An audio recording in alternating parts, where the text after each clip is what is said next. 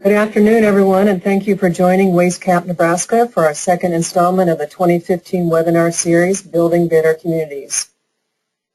For a complete listing of remaining topics, visit our website, wastecapne.org, and look under Events on our homepage. Our corporate sponsor for this series is Lindsay Corporation, and it is also partially funded by a grant from the Nebraska Department of Environmental Quality. I'm Julie Deagle, Director of Sustainability Programs for WasteCap Nebraska. WasteCap is a statewide member-based nonprofit organization that works with community and business leaders to build zero-waste communities. We help community leaders identify zero-waste policies, programs, and infrastructure, and provide assistance to businesses for achieving their zero-waste goals and developing sustainable business practices. Our goal is to eliminate waste in Nebraska. Today's topic is zero waste events. During the next hour, our presenters, Ilanka Zlatar and Dan Warren, will go over the considerations and planning required to hold a successful zero waste event. Ilanka Zlatar is Director of Go Zero, WasteCap Nebraska's Zero Waste Events Service, and Research Assistant for WasteCap's Community Zero Waste Programs. She holds a Master's of Science in Natural Resources from UNL. Dan Warren is Operations Manager for Aqua Systems and co-founder of Springo, a new mobile hydration service company. He also owns Pedal Pushers, a pedicab operation, and the Foxhole Tavern in Wilbur, Nebraska. I'd like to encourage you to participate in the polls that will be posted during the presentation and to type any questions you have during the presentation in the chat box. All questions will be answered at the end of the presentation, but feel free to type them in as they come to mind. A recording of this presentation will be available afterwards, and we encourage you to share it with your friends and colleagues who might benefit from the information. Now, as I turn the presentation over to our speakers, there will be a slight delay before it begins. Thank you again for attending.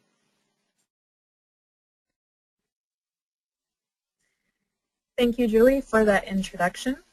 My name is Ilanka, and we just started our Zero Waste Event Planning Service back in January. So we've had a couple events under our belt now, and we'd like to share some of the things that we've learned thus far.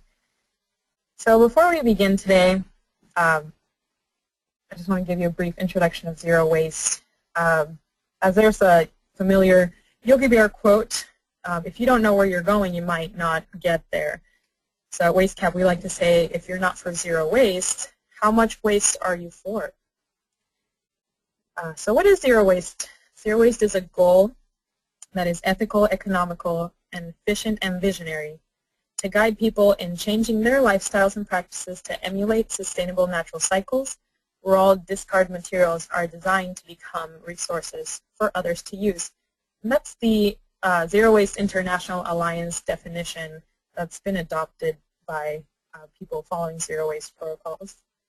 But what does that really mean? It basically means that we're trying to eliminate discharges to land, water, and air that may cause a threat to planets, to humans, animals, or plants. So basically trying to reduce as much as we can our impacts on the environment. A more practical definition as a starting goal is to try to divert over 90% of things that would otherwise end up in the landfill away from the landfill. So why should we do this? Well, zero waste is one of the most cost-effective measures to improve our environment and combat climate change. And our U.S. landfills are filling up with all sorts of disposable materials that are meant to be used only once and then thrown away.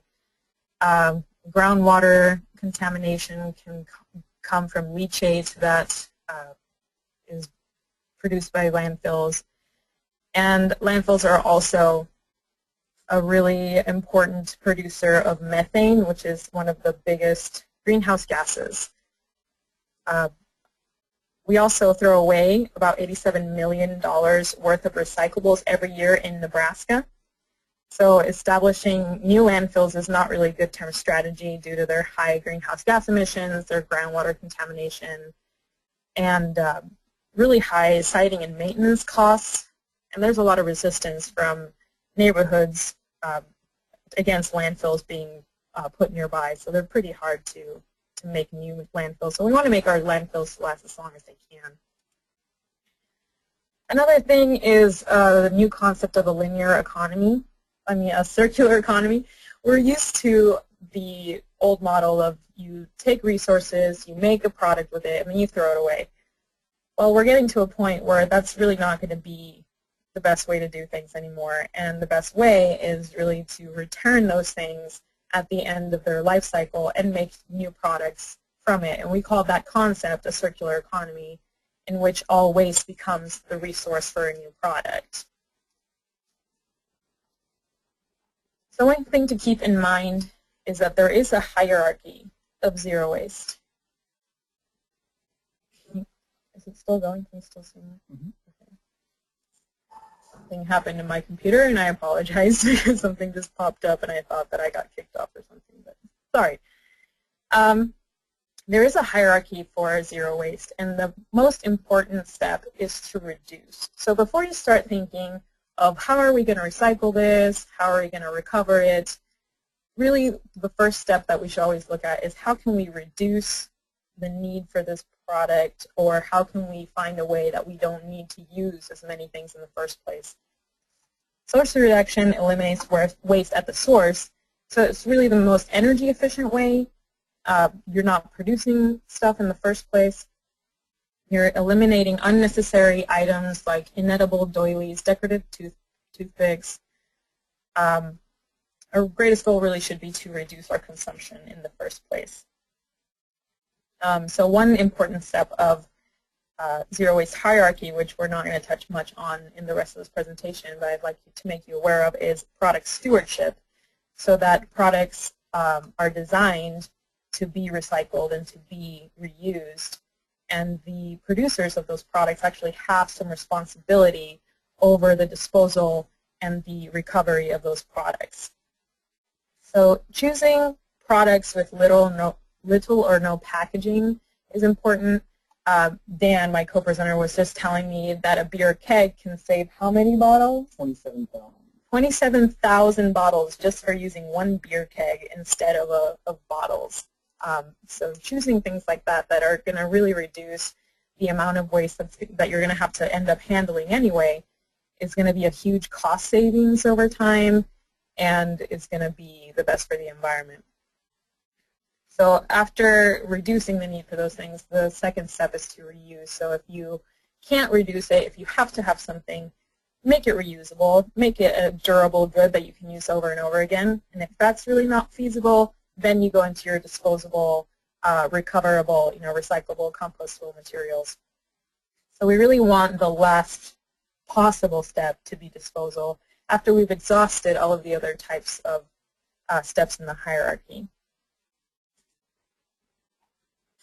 One really great example of this source reduction comes from the Denver terminal of their train, where everything in the terminal is durable. So all of the plates, all of the cups are just bussed away by staff and reused. So there's really no waste really created here at the Denver terminal. One of the most important things on making your event truly zero waste event is planning. Careful planning is key to ensure that all of the materials that you use and dispose of are reusable, recyclable, or compostable. You can't really add zero waste on at the end of the planning process and expect it to go well. It really has to come from the very beginning so that you can integrate it into the thinking for organizing the entire event is really the best way to do it.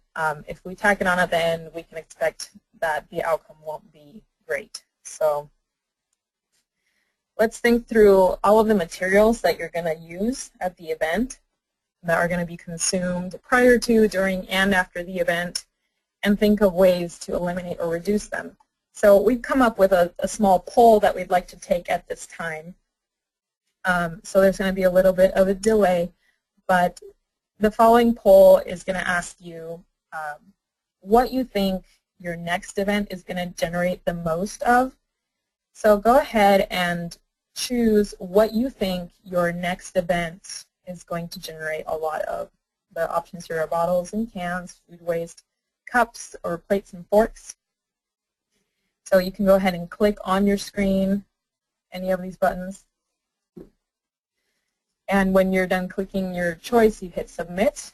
And when we have everyone's answers, we can review what people have said and then brainstorm together on ways that we can reduce those sources. So once we have everybody's answers, we're going to look at them together.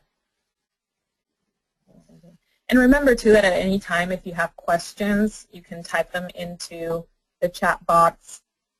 Okay, so it looks like we got some answers here.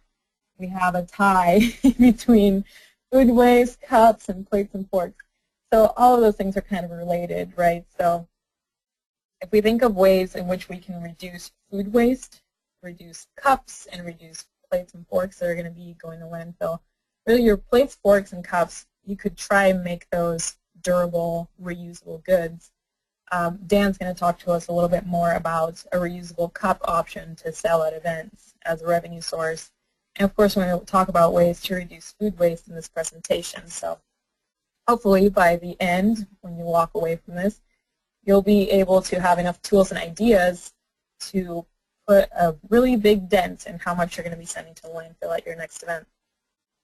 So let's move on back to the presentation. So things to consider when you're planning an event. Of course, it's going to be very dependent on the size of your event. Today's presentation is going to focus on events that are not these large conferences with like transportation and accommodation issues, but more of like, you know, day-long or a couple day-long local events. So we're going to touch on a few things that may not apply to most of your events that you're thinking of, but are going to be, you know, we're going to briefly touch on things that are meant for larger events. But things to consider. The best way to reduce waste at an event is to not hold an event in the first place. So if you're able to have a teleconference or a video conference instead of having a large conference, of course that's going to be the best way to save greenhouse gas emissions from travel and time. And there's several services that allow you to have online conferences like what we're doing right now. There's GoToMeeting, there's Adobe Connect. Those are different options. But if you have to host an event, you know, consider a destination that's going to be accessible by your attendees by different ways that they can reduce their greenhouse gas emissions. So if they can get there by train or bus instead of driving or flying, that would be great.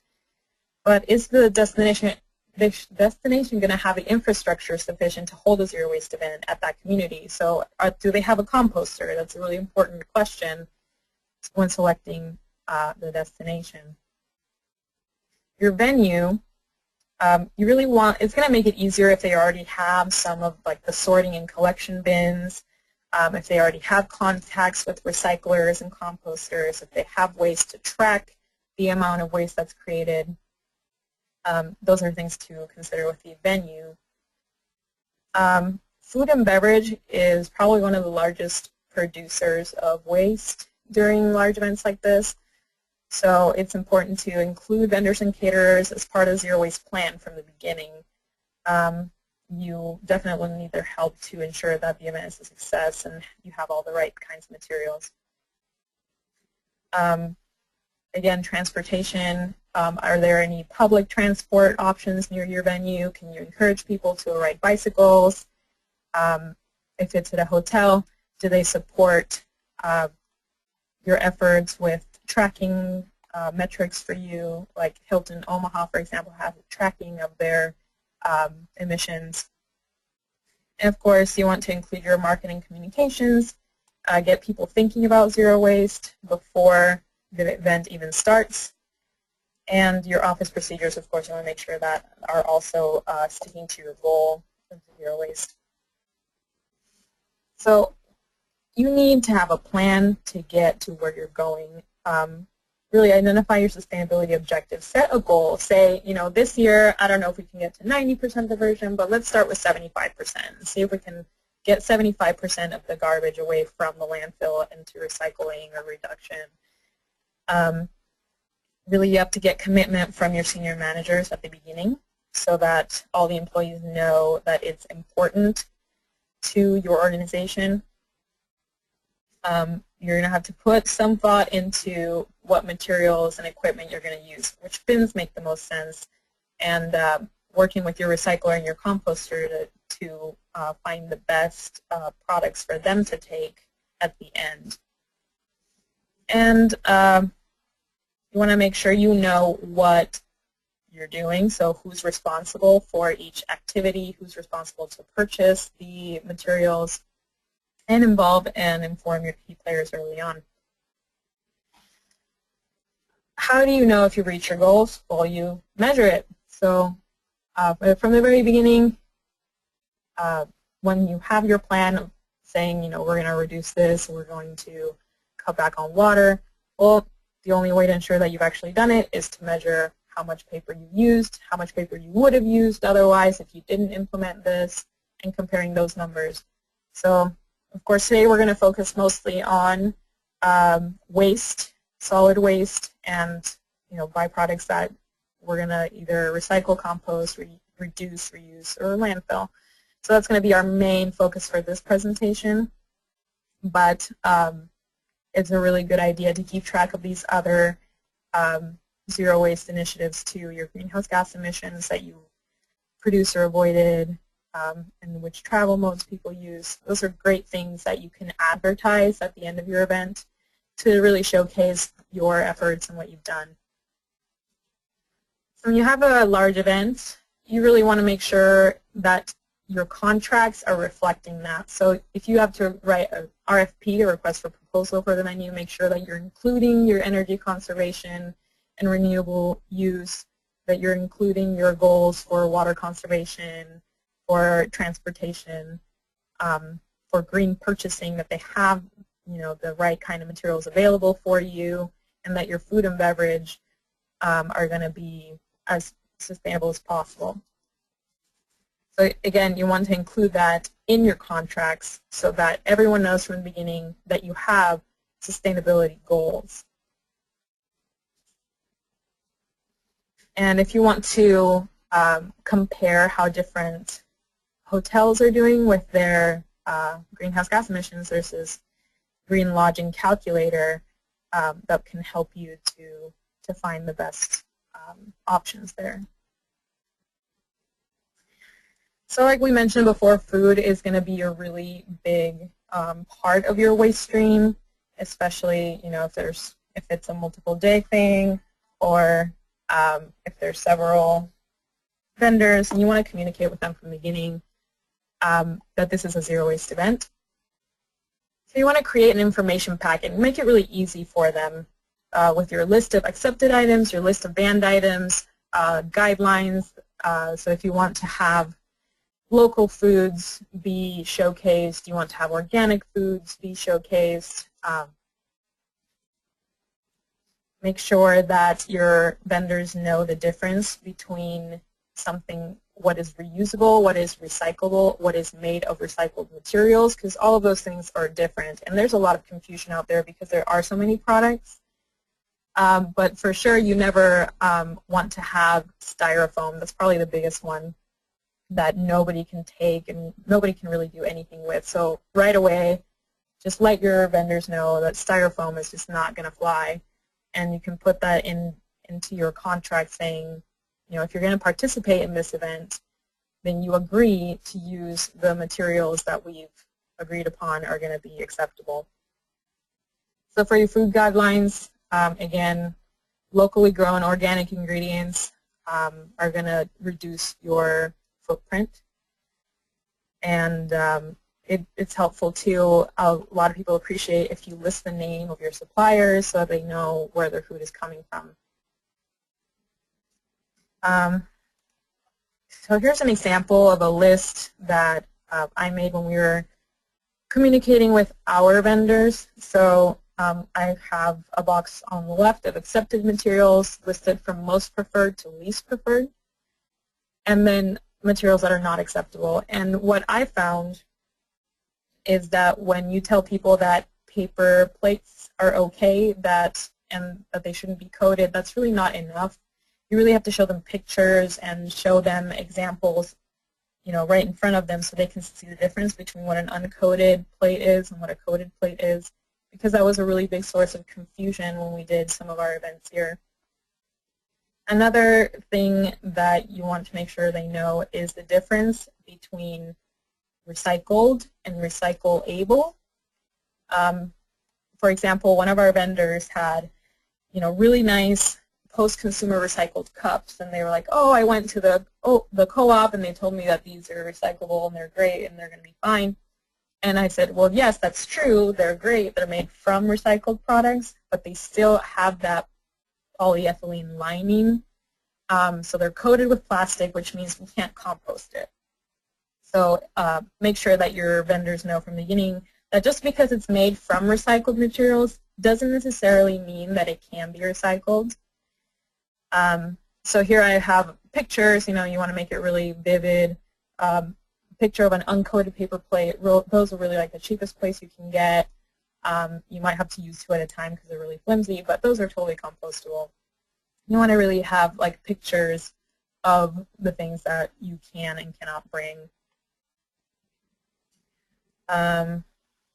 So when talking about compostable products, there are standards of compostability. So the BPI certifies things as being compostable. And you might see the word biodegradable out there, which means that something will break down into carbon dioxide, water, and biomass within a reasonable amount of time. But there's really no enforceable standard for what biodegradable means.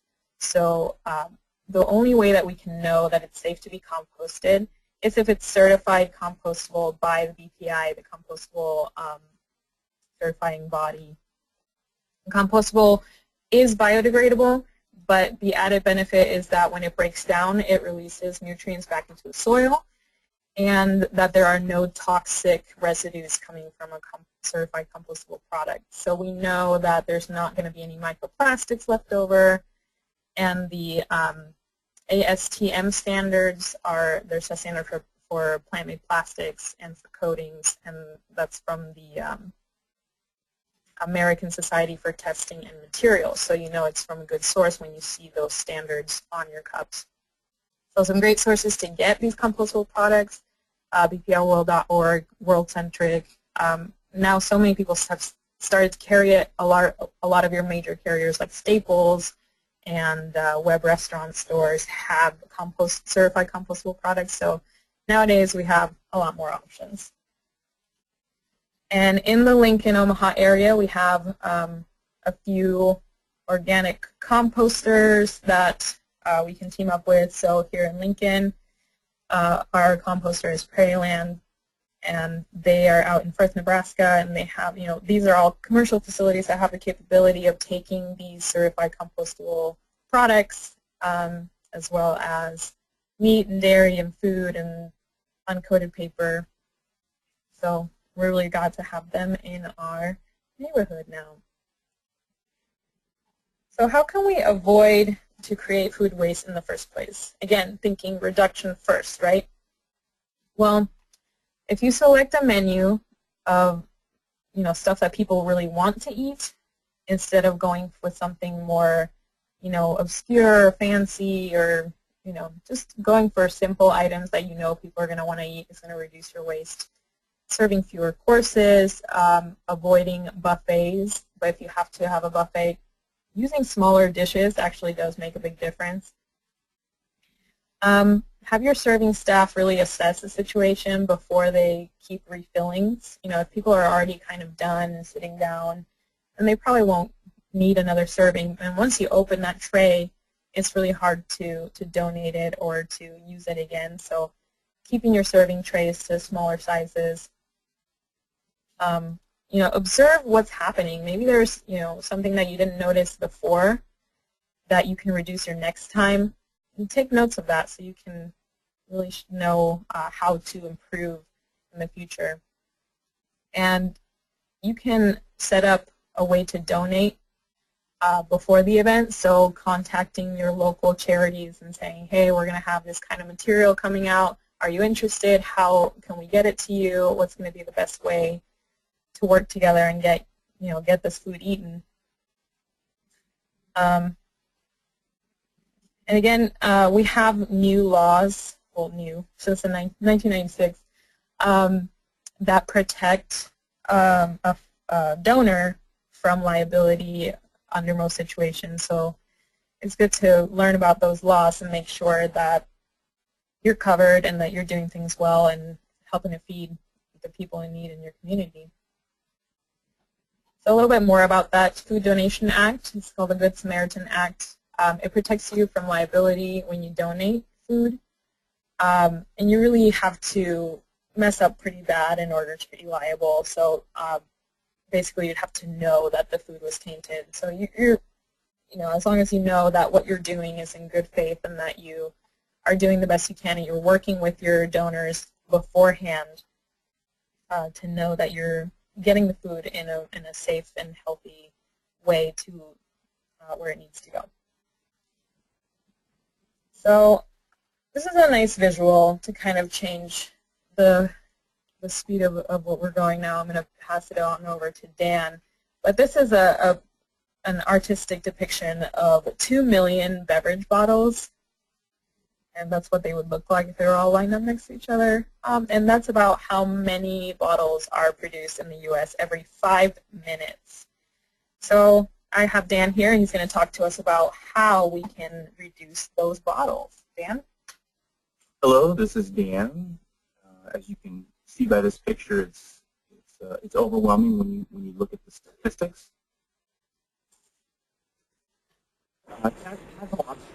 When you attend events, our standard behavior as well. Acceptable for public giveaways and large events. Or volunteers plastic. Sorry. I'll try to speak a little louder. As you can see here, you've got kind of the status quo. We've got volunteers ready and eager to hand out plastic to a runner or groups of runners. Obviously, first look at this picture when kind of set aside is what's wrong. I think it's pretty obvious the plastic waste and just the single-use application of the bottle is what's wrong. This slide here kind of depicts an alternative, and I'll kind of let Ilanka evolve a little bit more with this, but you can see what an alternative would be for an indoor use. So if we're thinking of how to reduce our waste, there's a lot of different ways. So this is an example of an event that had, mugs for sale to use during the event. I was also in Vienna recently, and they have a beautiful Christmas market. And at the market, there was no disposable cup, and what they actually had was this refillable mug that was not only a memento of the occasion that you put down a deposit of €5, you'd be able to use the cup during the event, and if you wanted your money back, you just return the cup, they give you your money back, or you could just keep it, and then the people would, have that cost covered by your deposit. So that's a really great alternative there.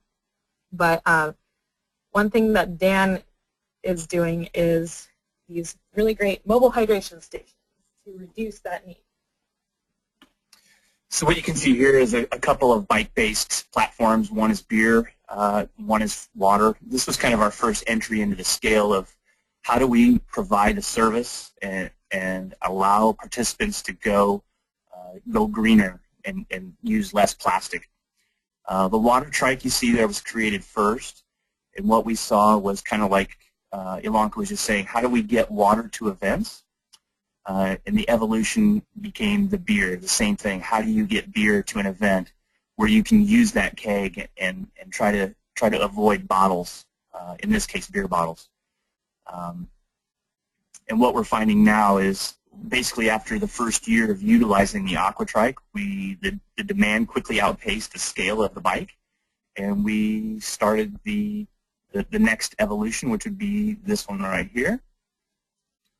We're pretty excited to launch. This picture was taken this last weekend at Earth Day, and basically what this is just a scaled up version of the AquaTrike, and it's because of its larger platform, we can serve a much larger event. What you see here, we worked in partnership with the Green Team in Bellevue to facilitate hydration services to their 5K runners. And so this is post-race. Right behind the finish line, you can see the table there where they're handing out bananas and giving out compostable cups.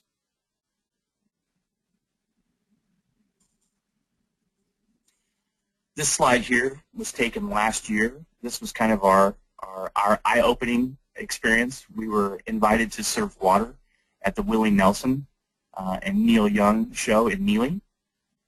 And it was at this event that kind of solidified our concept. In this one event, we were able to save over 10,000 plastic bottles from the landfill. And you'll notice that there's a small vending tent staffed with volunteers in front of it. And what they did as organizers, they encouraged and marketed to bring your own bottle, but they were prepared for those who didn't. And what they did is kind of like the Christmas market. They were able to sell a souvenir cup, excuse me, and they were able to pay for the service and make money for their cause. And people felt good about it because you could buy a cup and get free refills all day. So it was a win for the organizers, and it was a win for the service providers. This slide here just kind of shows the AquaTrike.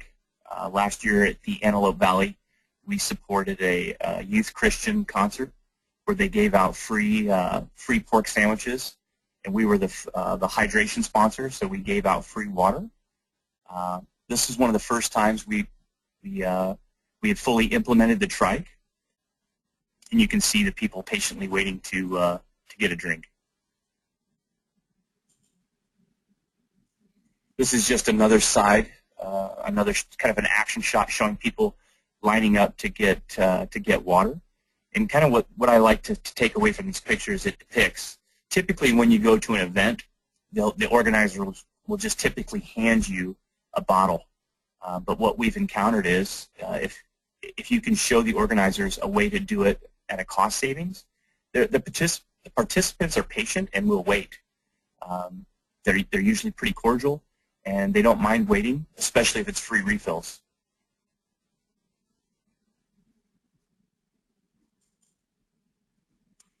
This next slide is pretty excited to share. This is a new company we're calling Springo. It's kind of a subdivision of Aqua Systems, which is kind of our commercial and residential focus. Springo is going to be our mobile hydration division. And what you see here is just a screenshot of our webpage. One of the things we're really excited to share is the ability to show event organizers and participants how much water has been dispensed and how many bottles have been saved. So when we talk about bottles saved, it's the energy savings, the waste diversion, and just cleaning up the event. So the trailer actually has an internet hotspot. So as the meter sends the signal to the valve, it'll actually update our website. So every 5 minutes, you'll be able to see how many bottles are being saved at your particular event. That's great. Thanks, Dan, so much for sharing what you've done and what your company has done.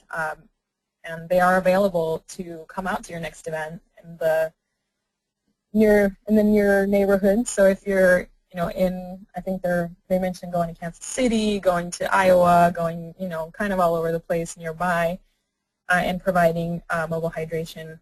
It's a really great way to reduce, again, that first step is reduction, to reduce the amount of bottles that are ending up needing to be recycled in the first place. And I think that's a good link back to your marketing and publicity. Dan mentioned a really great opportunity to have a a cup that's going to be branded, that you can sell at the event, you can make profit, you can promote your brand, and reduce the waste that you're going to make in the first place. So I think that's a really great way to go about it. If you have an event, you have the ability to make a souvenir cup that people are going to buy. That'll help you to cover costs of your waste diversion program. So thinking about marketing and pre-event publicity, we have so many technological options nowadays that, you know, the good old pen and paper is gone away. Really utilize your technology, and I apologize for this. I guess this picture kind of got in the way, but utilize your technology to promote your event and reduce however much flyers and mail outs you can. Again, that's going to have an impact on the amount of printed material. If you do have to print stuff, make sure that you're printing on your 100% post-consumer recycled paper.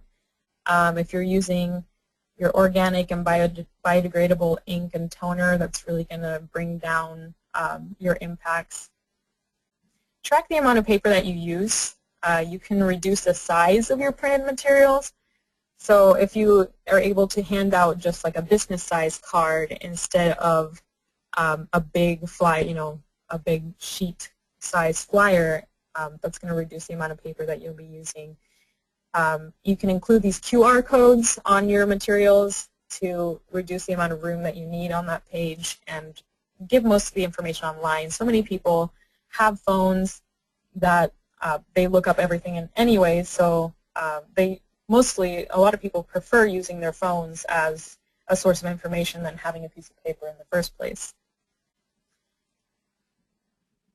During your event, you want to ensure that people know what's going on. One thing that we found last weekend at an event is that our zero waste stations looked so different from what they were used to that people were confused. They didn't even know if it was a real, is this a trash can? And say, yeah, it's our zero waste station. So one of the things that led to that is that the event announcements were kind of muffled. It was really echoey. It was hard to hear. So although they were making these announcements, they weren't very audible. So having really visible publicity of your zero waste efforts during the event, having posters and signage at the resource recovery stations, having an information booth at the beginning where you're, when people come in and you're informing them that this is a zero waste event. You can have an information booth telling them where they can get the digital version of the program so you don't have to hand out flyers during the event. When you're making banners for your event, it helps if they don't have dates on them, because then you can use them again at your next event, and you can use them next year and they'd still look fresh and not need to be updated or thrown away. If you have like a mascot or kind of a pep rally around sorting methods, you can encourage people to make it fun and have the people be really involved in the zero waste effort. And again, making sure that your vendors know what you're doing and that you're telling a consistent story about where things are going. So here's an example of a stage announcement. So if you wanted to say something during the event like, hey, we're doing an event, this is going to be a zero waste event, we're going to try to divert at least 90% of our waste from landfill, so please use our resource recovery stations, etc. Another way is having like random door prizes at your resource recovery station, so that when people do things right, you can give them a little piece of candy or something to encourage them to take the time to put things in the right place. Now, when you're doing registrations and invitations, there's so many ways to do things online nowadays that really you can take care of most of your needs electronically.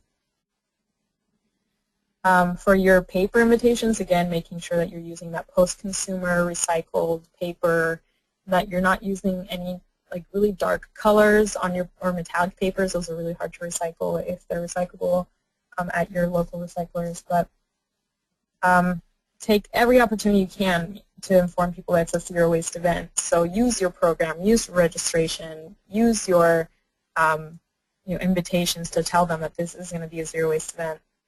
You can ask participants to bring their own pen and paper or even their laptops to take notes instead of using paper.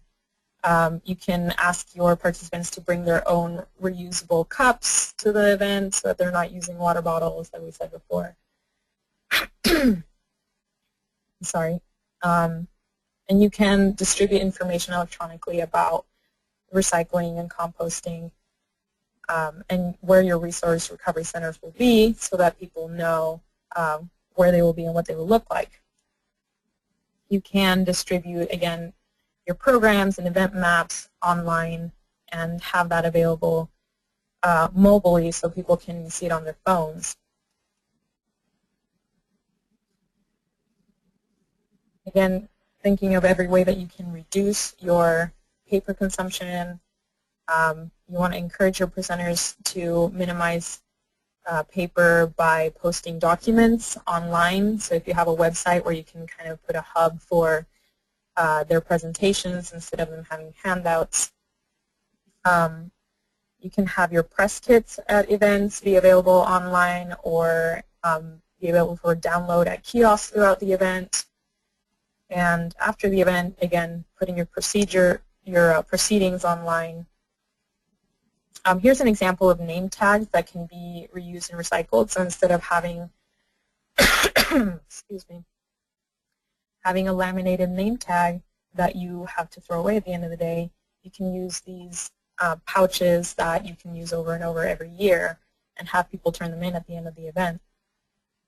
And there's a really great website called rainedout.com that allows you to send mass text messages to people that are registered to your event. So if, instead of having a program, you can just say, hey, this session is starting in 5 minutes with a mass text message to all of your participants. Again, that's rainedout.com. And this got moved around a little bit. So how you make your zero waste stations. It's really important that whenever you're doing a zero waste event, you have your composting, recycling, and your landfill all side by side so that people don't have to, you don't have the option of coming up to a standalone trash can that they don't have to think about and that they're used to and that they're going to throw stuff in. So make sure that everything, all of your zero waste stations are together with all the 3 components. Here's a couple different examples. This is the streamline. And you have, again, your signage telling each one where it's going.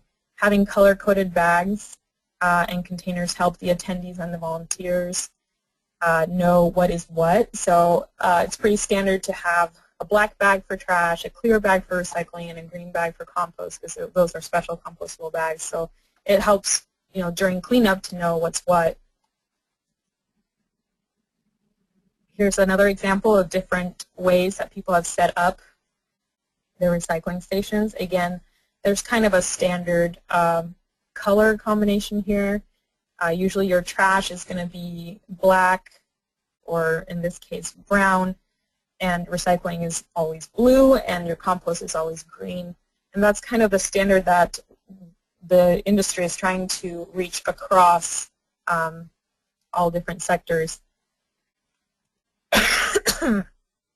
Excuse me, I need to take a drink.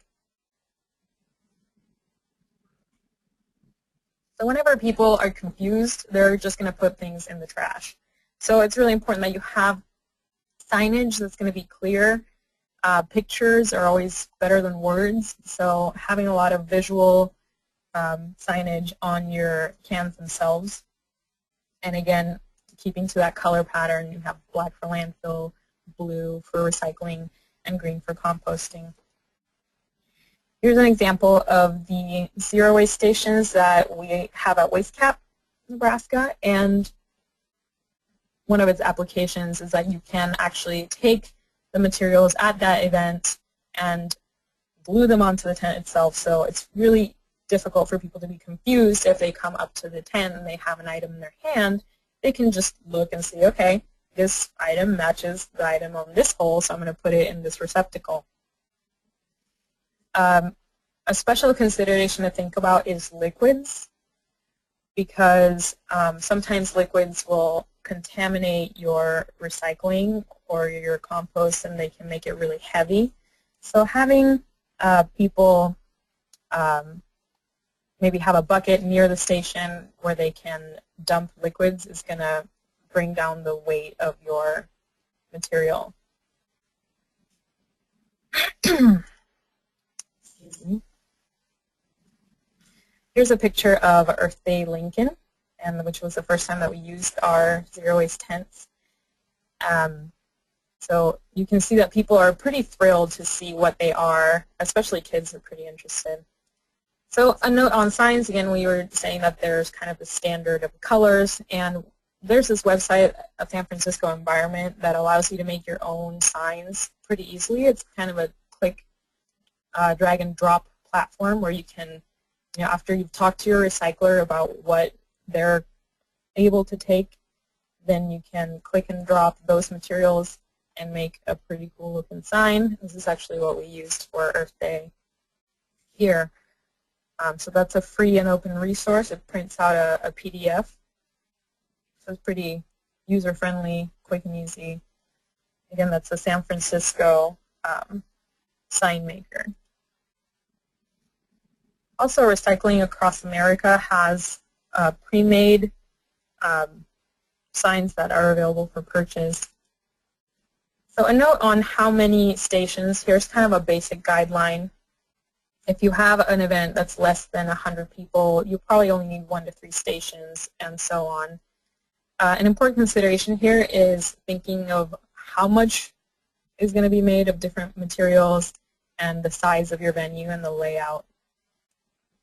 So here's an example of a music festival where they laid out the venue and they have zero waste stations kind of sprinkled throughout. Here in the green stars, you can see where they decided that they would go. Another way to help people familiarize themselves with your zero waste efforts is to have volunteers. And your volunteers can be kind of your outreach and your waste educators. So they'll be by the stations, and when people come up and are kind of confused about what's going on, they can help them to sort stuff and educate them about why it's important.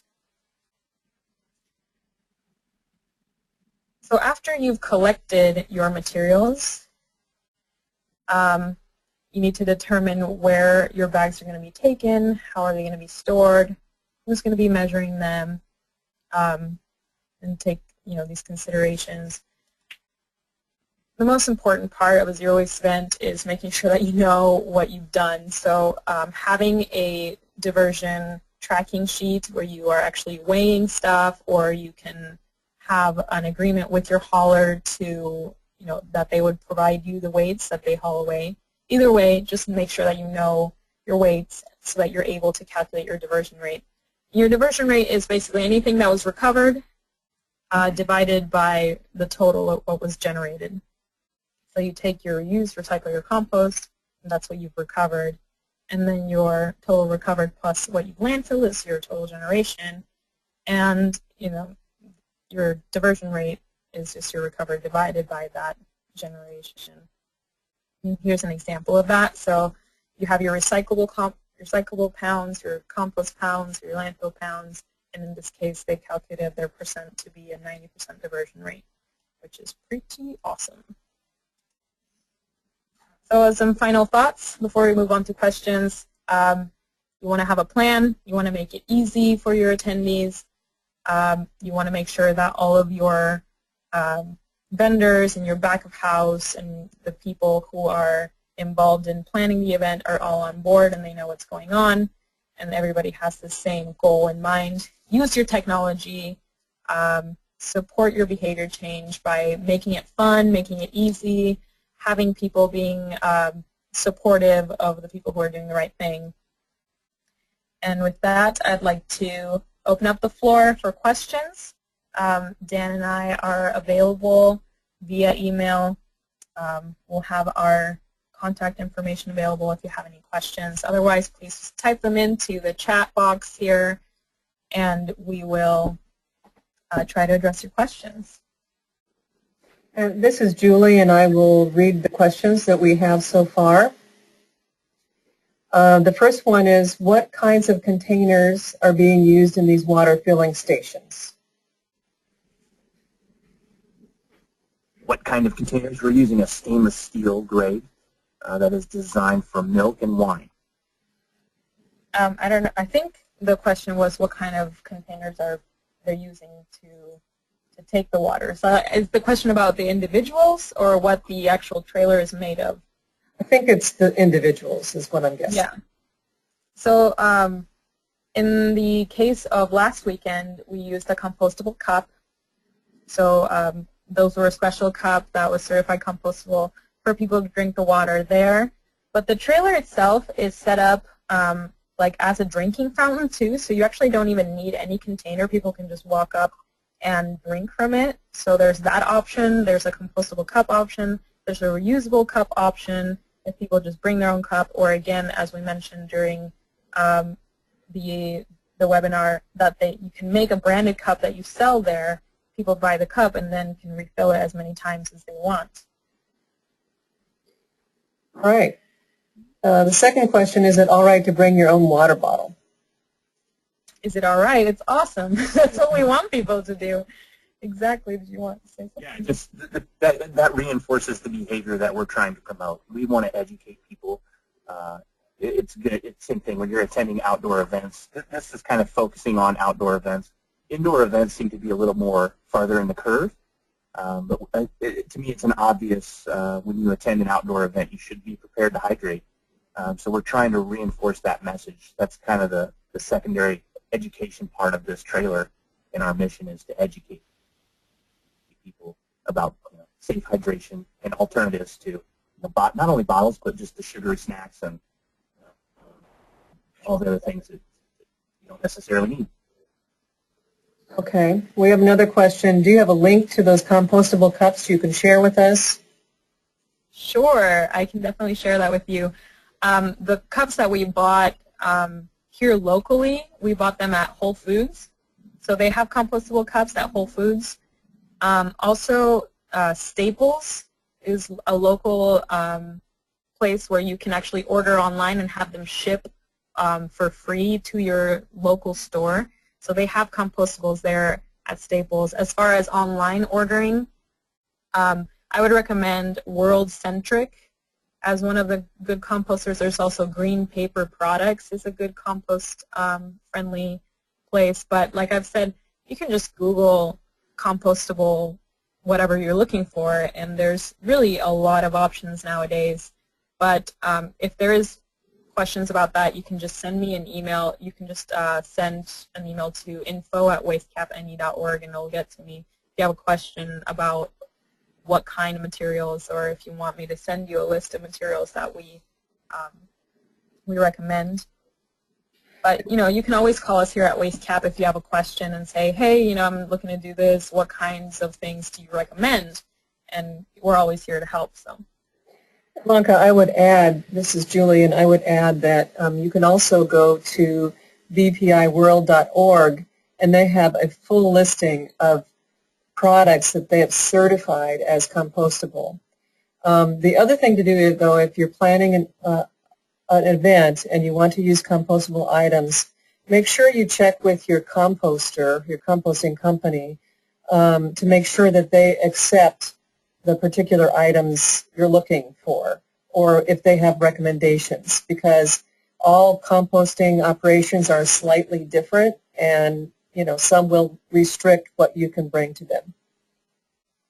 Absolutely. Thank you for that, Julie. I don't know if I stressed this enough during the presentation, but talking to your composter and talking to your recycler are going to be really key to the success of your event. You have to know from the beginning, if you're looking at a certain item, like say you have a #1 plastic cup and you want to know if that's going to be recyclable, talk to your recycler. They might have a better suggestion for you. And again, with the composter, some are going to take dairy, some are going to take animal products, some are going to be able to take the PLA or the plant-based plastics. Some won't. So it really matters who you're talking to and that you call them up and say, hey, I'm looking at compostable product options. What's your preference? You know, what has worked for you? And they can say, oh, you know what, this brand didn't really work for us very well because of the way that our operation's set up. So really make sure that you check with your composter. Thank you for bringing that up, Julie. Okay, we have another question here. How do you keep the flies and insects away from the receptacle camps? In the picture, it looked pretty clean. Yeah, I haven't had that problem, and I'm guessing that you're thinking of like your local recycling drop-off center, which I have gone to before, and it has been full of bees, and that's very frightening. I think if you have like a large outdoor event, the things are going to be sitting there just for, you know, a day or less. I doubt that that would be a problem, but one way to avoid that, I guess, is trying to either, if you find that that becomes a problem, to switch out your bags more frequently. You know, just if you see that as a problem, just go ahead and take the bag down and take it to your receptacle where it's going to be collected. Another way would be to collect your liquids separately, because I've noticed that the bees are usually attracted to the sweetness of your liquids. So if you have like beer containers or juice or soda containers, that's what's going to be attracting the bees especially. So having a separate receptacle where people can dump out their liquids, I think, would be helpful for that. But again, in my limited experience, you know, I've only done a few events, I haven't seen that to be a problem yet. So maybe if it comes up, I'll let you know.